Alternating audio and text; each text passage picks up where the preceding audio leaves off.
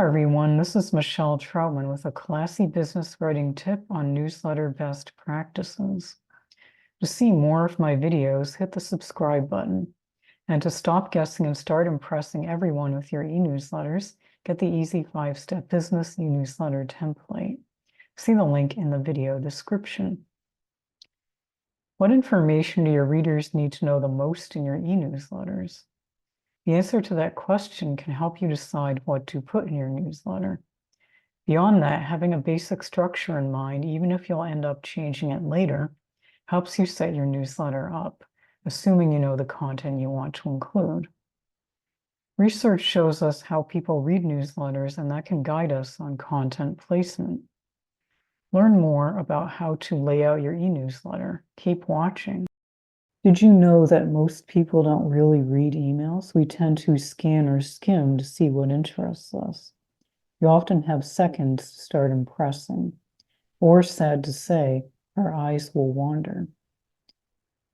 As in the frequently cited Nielsen-Norman Group eye tracking studies, research shows that people read online content, including newsletters, in an F-shaped pattern, focusing mainly on the top left and trailing off toward the end.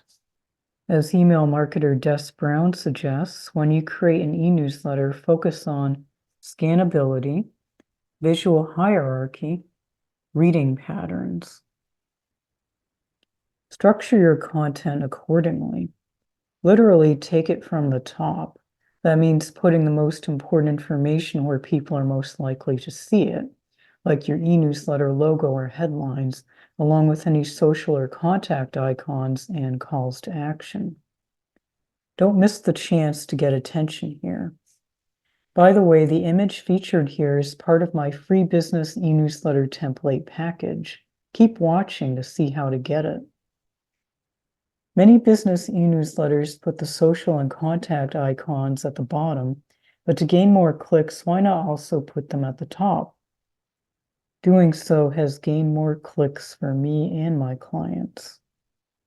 That said, the top is also a great place for your most important call to action. You do have one, don't you? You know, something to offer your readers as part of your featured content, whether it's a link to your latest blog or to an upcoming event like a webinar or a talk you're hosting. Place calls to action sparingly and place them well, where readers can see them. In some e-newsletters I've reviewed, they appear one after the other. Don't confuse your readers by giving them too many options at once. Space them out a bit. Beyond the top section, toward the middle, place the headline for your first piece of content, whether it's a welcome message, a blog post, or a news item. Add any images and text, including hypertext links. Repeat this for the next section or two if you have more content. Typically, in the end, business emails will feature a link to a call to action. Showing readers that link again gives you another chance to attract their attention. Beyond this content, there's usually the social or contact icon bar I mentioned earlier, followed by a footer with unsubscribe options, a physical mailing address, and copyright information. For commercial emails, some of this information is required by law. In a future video, I'll cover more about data privacy rules and compliance, which often appears in the footer of emails. And keep the structure simple. Don't clutter with too much information, which can overload readers. Give your content and your readers room to breathe. Many email marketing platforms include templates you can change to suit your style, so setting up your newsletters isn't always something you need to do entirely from scratch.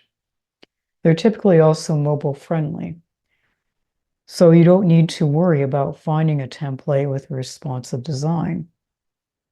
But if you're not sure, before you get started, see how the one you choose looks on mobile devices like smartphones and tablet PCs.